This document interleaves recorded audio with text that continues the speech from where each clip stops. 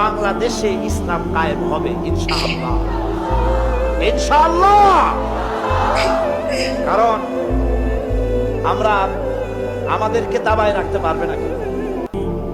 বিশ্বকবি, কবি সম্রাট আল্লামা ইকবাল রহমাতুল্লাহ আলাইহি বলেছেন, বাতিল সে দবনে ওয়ালে আয়া সমা নেহি हम, बातिल से दबने वाले आया आसमा नहीं हम, सो बर कर चुका है तू इम्तिहान हमारा।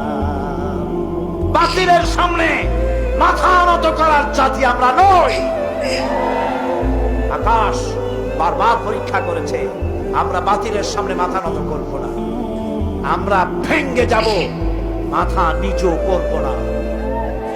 আমাদের জেল হতে পারে, আমাদের ফাঁসি হতে পারে, কিন্তু তারপরেও কোরআনের রাজ বাংলাদেশে কায়েম হবে ইনশাআল্লাহ।